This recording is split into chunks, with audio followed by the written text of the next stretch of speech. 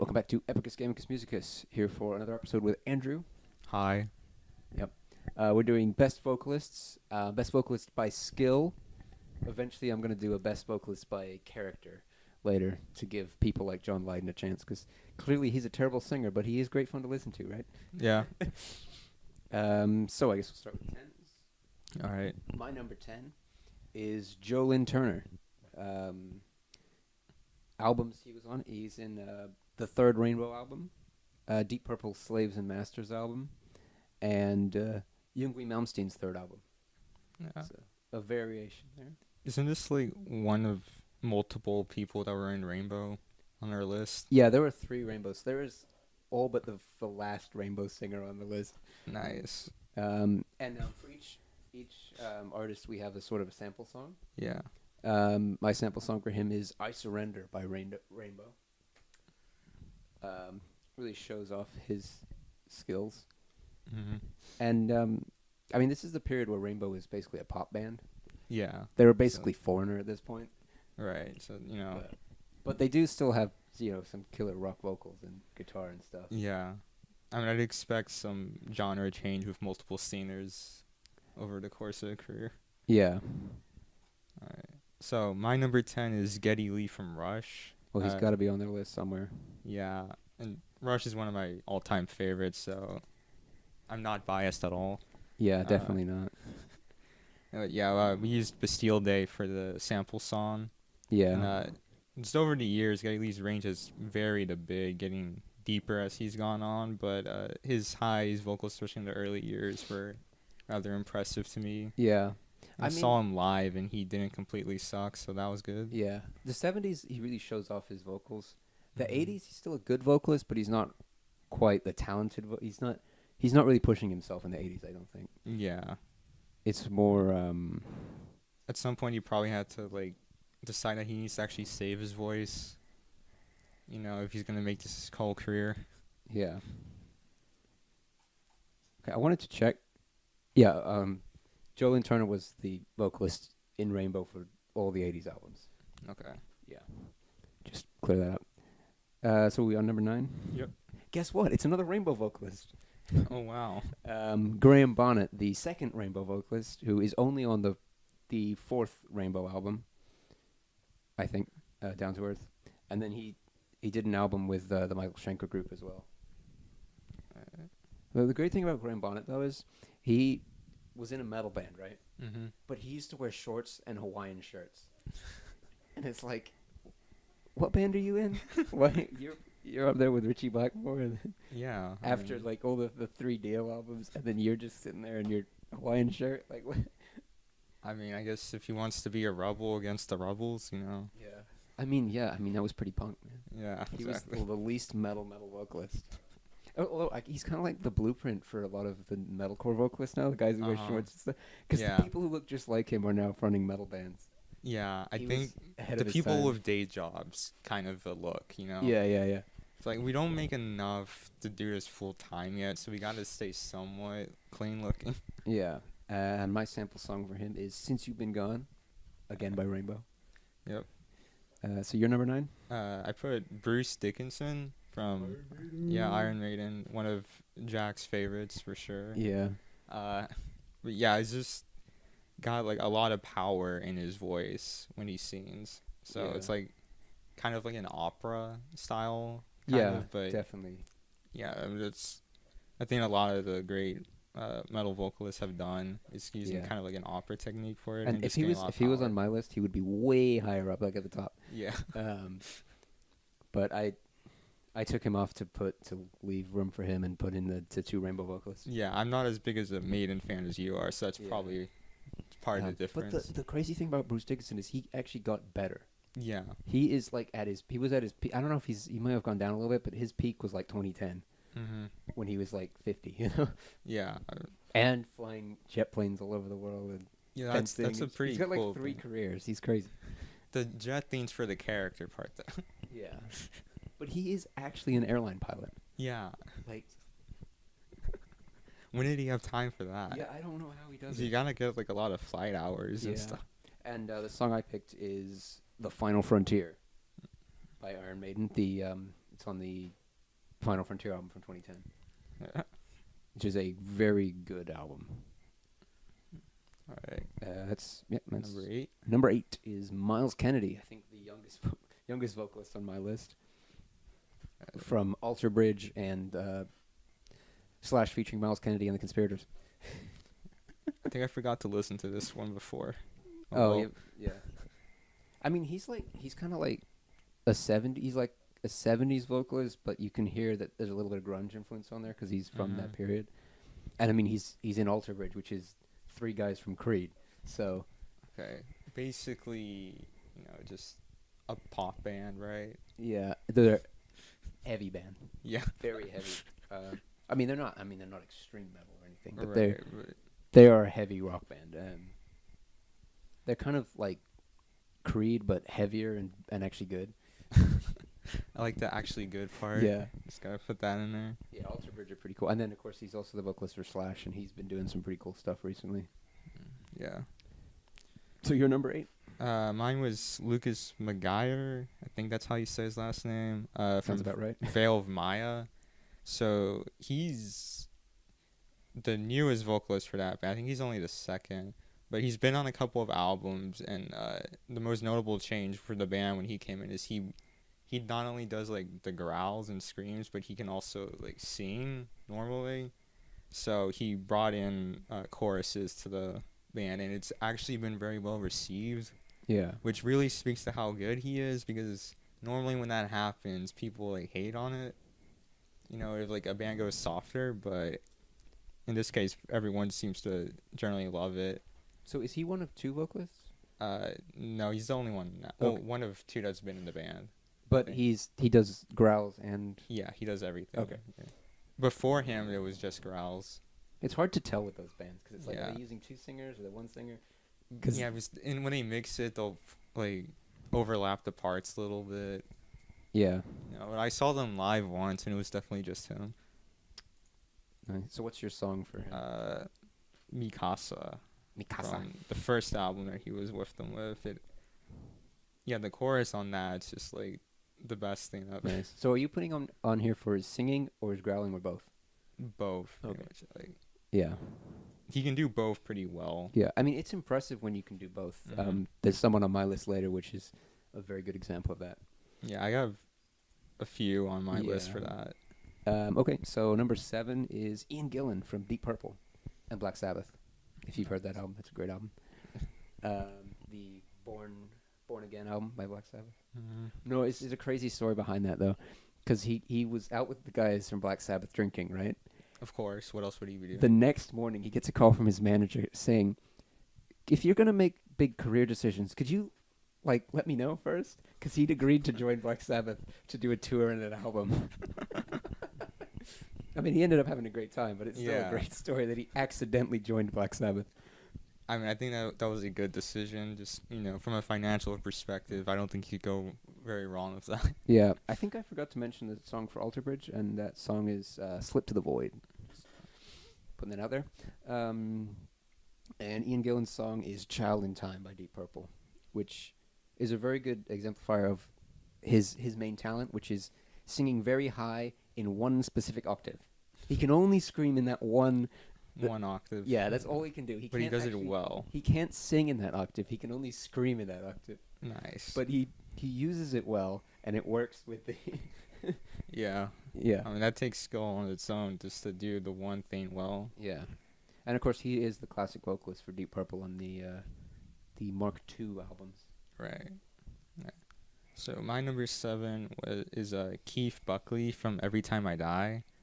So they're a metalcore band that's been around for quite a while. Like, all of their albums, if you ask their fans, are good. Like, there's not one that's considered to be bad. And he does screams and cleans, kind of like Screams Lucas. Yeah. His screams are usually just kind of on the more like shouty, kind of higher pitch side. Like, they're not, like super high or super low or anything like that. And they're pretty easy to understand as far as those kinds of vocals go. I mean, that's always nice when you can actually understand the lyrics. Exactly. Although, I mean, sometimes it's hard to understand the lyrics just because it's like, wait, I didn't expect that word next. But he's pretty good. I've seen him live. Sounds just like he does on the album. That's always really clever yeah. when they can do that. Yeah, and he can transition between the two different vocal styles pretty seamlessly. Yeah. Uh, Have you got a song for that? Because you don't have one listed. Just listen to their Low Teens album, the entire thing. Just It's all good.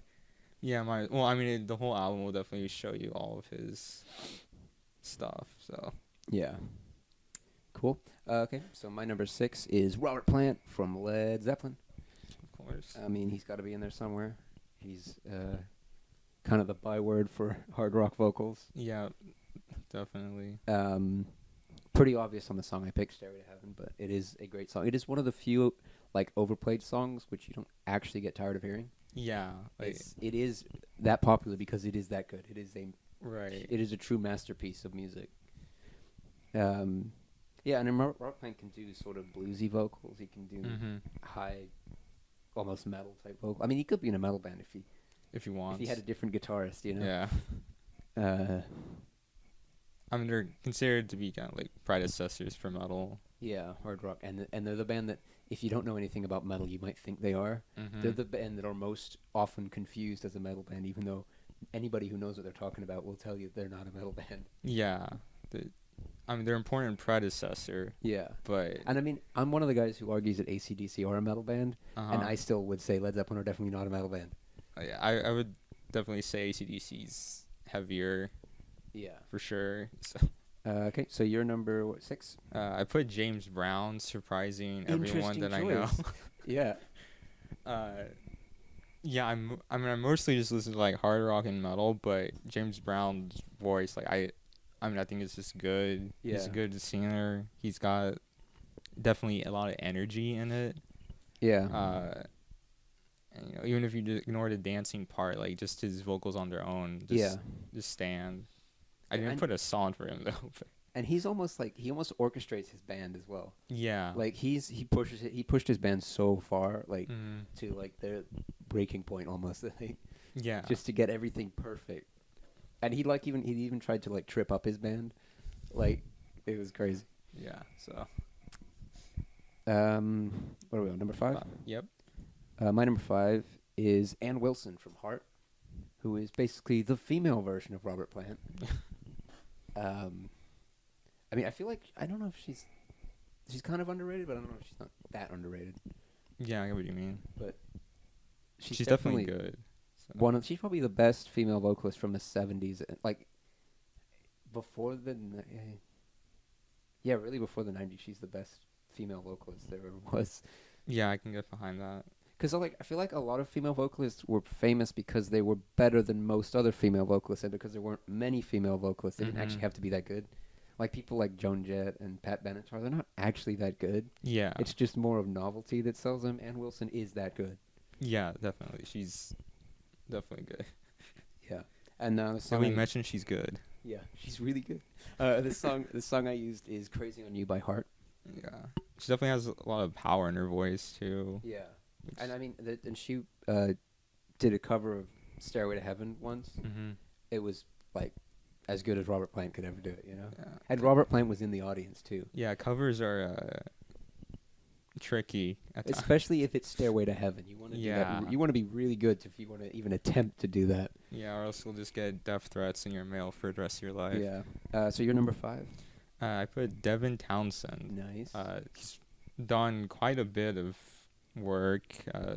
Mostly like, Solo. solo. He's Strapping been- young lad. Yeah, he's been in bands and Casualties of Cool. yeah, he pretty much just does what he wants and it somehow works. Just whatever he Yeah. comes up with. I forgot to put a song for him too, but you know, there's a lot you could choose from honestly with him.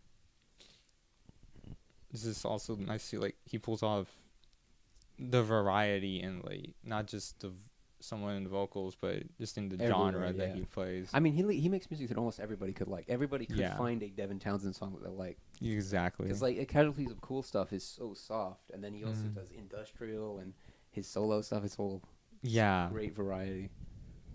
He also has a great singing face. He looks like a zombie or something. His mouth is open. Yeah. He's kind of a creepy looking singer. You know, that's what you want, right? Yeah, it's pretty entertaining. So my number 4 is, I hate this name, but Alice White Glutes.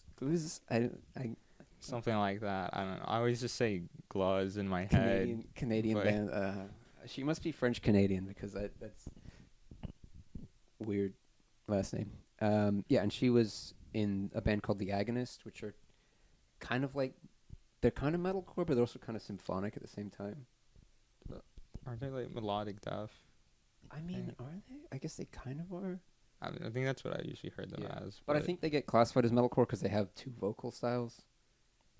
But yeah, she's also the singer for Arch Enemy, which if you listen to Arch Enemy, like it's all growls. Or Yeah. at least it used to be. I think she's put in some. They've done some clean stuff now. But then you go back and listen to The Agonist, and she's doing like almost operatic vocals, and you're like, she can do that too? What? Yeah, she can do. It's crazy that it's like the same singer actually. Yeah, you're like, You listen to it. I noticed something with her and the old Arch Enemy singer, Angela Gassau. It's almost like girls do growling deeper. Yeah. Oh, okay. I definitely have some examples of that. Yeah, they have like it's like a. I guess it's because I mean their vocal cords are different, but when they try to do that, they sound even cooler than when men try to do it. It's Yeah. Well, when they do it well, anyway. yeah. Well, I mean, if you screw it up, it ain't gonna work. Yeah. Because she has a No, really, I always find it interesting. Like, if I'm talking to like a non-metalhead friend about metal for like whatever reason, just because Yeah. it has some novelty to them, I guess. And a lot of them assume that women cannot do the growls. yeah, anybody can do it. You just have to Yeah, teach yourself. it doesn't use the same part of the vocal cords that Yeah. or give the different like speaking voices. So it can definitely be done by anyone if they're willing to like take the time to learn. Yeah, you just have to put in the effort. Exactly. But she has a great growling style. I like Yeah. like that. Again, very deep style of. Mm-hmm. But I like messing with people. Like you show them a picture of her, Uh-huh. and then play some Arch Enemy, and they're like, "What? That's the same person?" Yeah. Or you do it the other way around. It's always Yeah, entertaining. it's not like she looks like a guy or anything. So. Yeah. I mean, she definitely looks like she's in a band. She's got purple hair. Well, yeah. And actually, to be honest, when I first saw like her, she's the new vocalist for Arch Enemy. I'm like, with purple hair? What? This is not gonna work. Doesn't make any sense. She does her own thing. Yeah. What are we at? You're number 4, I think. I put Travis Ryan from Cattle Decapitation. Song I used for him was Manufactured Extinct. I basically just wanted to choose a song that had this I don't even know what to call it, but like he does like the normal growl, you know, and even like high pitched shriek stuff. But then he also has this weird style that I don't think I've heard anyone else do, which is sort of like somewhere between like a scream and like normal singing. He's got a more like he's in the middle of the range. Yeah, it's like I don't know how to describe it. You just kind of have to hear Somewhere in it. between, yeah. Like I don't think I've heard anyone else do it, so I don't think there's a word for it. Yeah. Well, I mean, Cattle Decapitation are a pretty cool band. There. Yeah, sure. Interesting sound. Mm.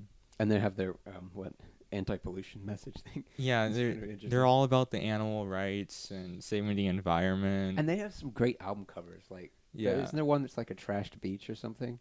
yeah. I mean, It just looks awesome. they got some. You know what you would expect from like a death metal band. Yeah. You know, don't show like your 5-year-old Type their of stuff. covers. But yeah. Yeah. Great message for all you who care about the environment. Yeah. You know, about killing off humanity because of pollution. Yeah, Good exactly. stuff like that. Okay. So my number 3 is Jeff Tate from Queensryche. Nice. The song I used is "I Don't Believe in Love" from the Operation Mindcrime album, which is the best concept album ever, in my opinion. Yep. He was kind of like third to Rob Halford and Bruce Dickinson, because I mean he was the last one in the door, but he definitely sings as well as they do. Yeah. And when he left Queensryche, because they had that whole argument about who owns the name and all that, and there were like 2 Queensryches for a little bit. It's like, I'm just gonna listen to Jeff Tate because Jeff Tate is what made Queensryche. Like, Yeah. because I think now his band, he took the Operation Mindcrime albums. He has the rights to just those 2 albums, and so his band is now Operation Mindcrime. Wow. That's strange to get rights to just 2 albums of Yeah. a band. But I guess it's a fair trade because I mean the first Operation Mindcrime is their classic album. Yeah. But yeah, he's got the. He's a lot like Rob Halford in his style, but maybe with a little more variation in what he can do. Mm-hmm. I mean, he works great for concept albums because he can vary himself. Yeah. I'm pretty sure he's operatically trained like Rob Halford. Probably. Yeah. And there's a great song on Rob Halford's first solo album. What's it called? Oh, called "The One You Love to Hate," Mm-hmm. which originally is a duet between him and Dickinson. And then there's footage of he did it live with Dickinson and Jeff Tate. Thanks. So 3 that- vocals. Yeah, the three of the greatest vocalists of all time doing the same song. It was pretty cool. Wow. Yeah. Yeah, but it is a really cool song, the original. Mhm. Like to hear Halford and Dickinson playing off each other. Yeah. So you're number 3. Ronnie James Dio. Imagine most people are familiar with him to Nice. some extent. Here's the third Rainbow singer we got on the list. Yeah, so he was in Rainbow. Song we used was Stargazer. Yeah, great song. Also in Sabbath for a while. And Yeah, did had his what, own three stuff. albums, and then something Dio. like that. Yeah. So he pretty well respected vocalist for sure, just in the metal community in general. And I think a lot of people who wouldn't normally be metalheads have probably still heard some of his stuff. Yeah, Well, I mean, really, Black Sabbath's kind of like that in general. yeah, A lot of people have heard at least a little bit. But yeah, he was just one of those great vocalists. He had good power, and well, he also wrote their lyrics, right? yeah. For Sabbath Yeah, and yeah. Rainbow. So pretty, like, fantastical themes. Yeah, kind of he stuff. basically invented power metal. Basically, Like yeah. he started writing songs about swords and sorcery, and then that's Right. and dragons. And it's stuff. stuck. Yeah. It will never go away. Yeah, and then I mean he like what Black Sabbath became after Ozzy was like completely different. Yeah, to definitely. what they And were then they before. brought Ozzy back. Yeah, but I love all the hype over the comeback tour with Uh-huh. Ozzy Osbourne. When I mean they weren't called Black Sabbath, they were called Heaven and Hell, but they were basically it was like the whole band from the Dio era was back together in Yeah. like 2009, just before Dio died. They probably would still be together if Dio hadn't died Yeah. when he did. So it's like it's not that big of a deal. Like they were together like a couple years ago, just not with Ozzy. Yeah. So, but just the originals, kind of. So. Yeah, but I like to think of Heaven and Hell, the Black Sabbath album, as just the first Heaven and Hell album, and it's Uh-huh. like a completely different band. Yeah. Makes sense. No, what are we at? Number 2? Yep. All right, my number 2 is Tara Turner from Nightwish, the first Nightwish singer and the best Nightwish singer. The other 2 drive me crazy because they're nowhere near as good as she was. You know, I just realized that's an R and an N. I thought it was an M. An M. Yeah. Just Tur- the way the Tumen- font looks. Tumen? Yeah. Tara Tumen. Yeah, but yeah, because she was the first singer for Nightwish and started the whole kind of overdone thing now of Mm-hmm. female opera type singer and Now metal and this power is metal a band. staple of like Yeah, symphonic metal. It's become for a sure. little ridiculous. I know you got like 20 bands that are doing it. Yeah, so now the novelty is having a male vocalist. Yeah. In that genre. Yeah, but her style was very traditional, like, Mhm. and she sounds very European, which is probably why she's not the most famous singer. Like, Yeah. I think the second Nightwish vocalist is a lot. That's when they really exploded in the U.S. Mhm. But I mean, she just—she sounds too American. Like they're a Finnish band, they should sound Yeah. European, not Yeah. American. Good point. She's just the second vocalist is just a lot. She's just not quite as interesting as Mhm. Tara was. And now they're on a third singer. They're like, Nightwish can't keep a singer. I don't know what's up with it. Apparently, like Rainbow. Yeah. And the song I picked is a song called "Dark Chest of Wonders" by Nightwish, and it really exemplifies their orchestral metal type Mhm. deal. Yeah. I was actually almost surprised that I ended up with 3 girls on my list. I wasn't. Uh-huh. I didn't really think about that, but that's what happened. Yeah. So you're number 2? Spencer Charnas, I think, from a band called Ice Nine Kills. So they're a metalcore band that uses a lot of like literature for inspiration in their lyrics. Yeah. And for the song I use Communion of the Curse. So he does screams and cleans again, but he's like really good at both of them. There is a second vocalist in the band that also I think does both. So occasionally That's interesting. you won't necessarily know for sure which one it is. Got to guess. But yeah, for sure, Spencer's the lead singer, and he's definitely very good at what he does. So I mean, it's just good variety in the music. That can change pace well with that. Just another vocalist that's skilled at both, like two different distinct styles. Yeah. All right. Actually, I just now thought of some honorable mentions. I just want to just remind everybody how great the singers that replaced Bruce Dickinson and Rob Halford were. Blaze Bayley from Iron Maiden, who gets absolutely no respect at all. But yeah, if he didn't replace Dickinson, he would probably be a very famous vocalist. But because he did replace Dickinson, and nobody can actually live up to that, he's like, oh, he's terrible. He's not as good. He's just the replacement. Yeah, that happens. He's still a great vocalist. Mm-hmm. And then Tim Ripperone from Judas Priest, who gets a little bit more respect. I think he also was in Iced Earth for one album. Mm-hmm. But he did the two 90s Judas Priest albums. Well, no, hang on. No, one was in the 90s, one was in the 2000s. But like when Judas Priest went into being like as heavy as they ever were, like, and he kind of has like a deep style, and then he can do Rob Halford style high stuff. Nice. It's got some range. That was a really interesting period of Judas Priest though too, because Rob Halford basically left Judas Priest to do something heavier, but then Judas Priest started doing heavier music. So like Rob Halford's doing his fight stuff, but fight sounds exactly like like Judas Priest sounds then. So it's like, well, what was the point of that? Well, now you got two. I mean, I guess he did do an industrial album, which was not very well received because he doesn't do any high vocals in it. And then he did the Halford stuff, which is very Judas Priest orientated, and it's not that much different. Yep, that covers my honorable mentions. All right. So my number one is Rob Halford. Wow, big surprise. Yeah, it would be, wouldn't it? Big Judas Priest fan. Although he can't really sing as like he used to. No. I mean, which is weird. How old is he now? Pretty old. I mean, Judas Priest started in '69, so that kind of gives you an idea. I mean, I think at this point he's at that age where it's like, if they decay, it's like, okay, we knew this was gonna happen eventually. Yeah, I mean, he's kind of getting old.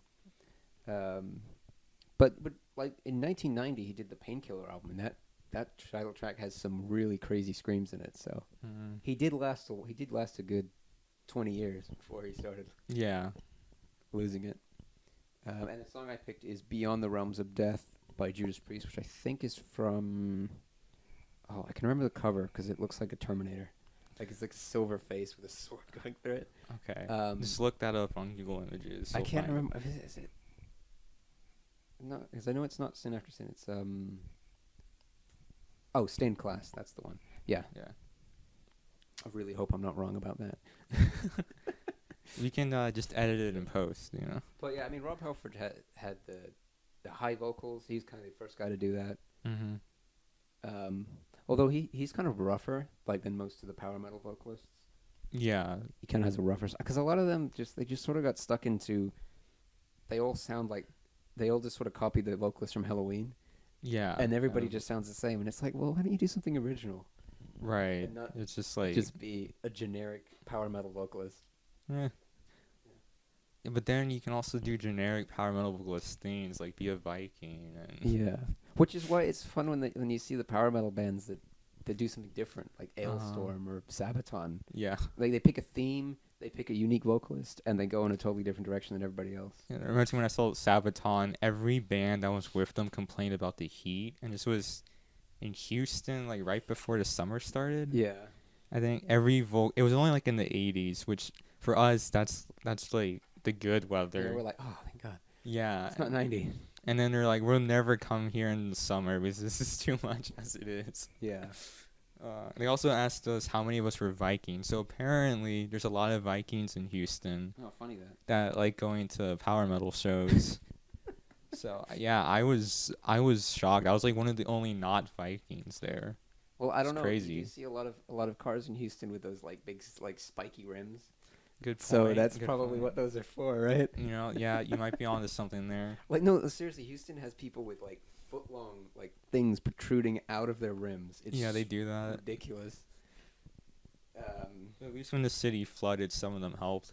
Yeah.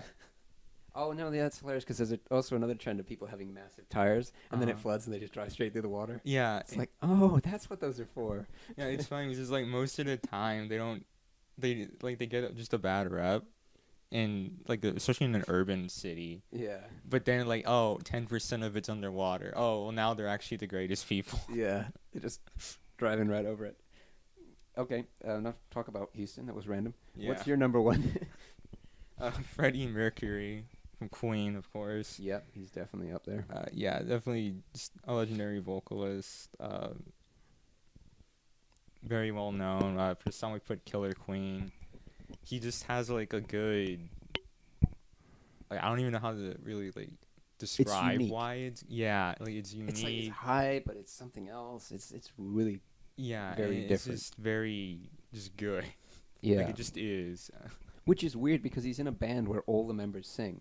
Yeah. So it's like you have Freddie Mercury, yet you have like other people singing, Well. but somehow it works. Like Yeah, and if anything, that speaks to his skill as the lead vocalist. Then it's just Yeah. like, well, if there's gonna be a lead and everyone's singing, the lead better stand out somehow. Yeah. I mean, he was a great showman too, so that kind of Yeah. a lot like Bruce Dickinson, you know. Mm-hmm. I mean, you can be a great vocalist, but if you stand there like Ozzy and do nothing, then you're not as cool as the guy who Right. who's Bruce Dickinson and runs around the stage waving a giant flag across the thing, while being one of the best singers in the world. Yeah. It's like It might as well be set on fire too. Just add Yeah. to it. And like I don't know what else you could do. You could just jump off the stage and just start fighting security. yeah, Because shows with security are terrible. yeah. I want to be allowed to just have a giant fight and just have no one but the crowd get involved in it. Yeah. But yeah, like, I mean, the quality of Freddie Mercury is exemplified when you look at like when they did a couple sort of Queen reunion type things. Mm-hmm. They couldn't replace Freddie Mercury, so they just Yeah. got somebody else. They got what's this? Was it the guy? I know it's the guy from Bad Company. I can't remember his first name. I don't know. But he's definitely not the same singer as Yeah. Freddie Mercury. He was just doing something. He was just Yeah, you can't replace Freddie Mercury. Like you Yeah. might as well just do an instrumental tour. so. The only name that's in my head is Roger Taylor, but he's the drummer from Queen. Well, maybe they did that too. Yeah, and he's got a great singing voice.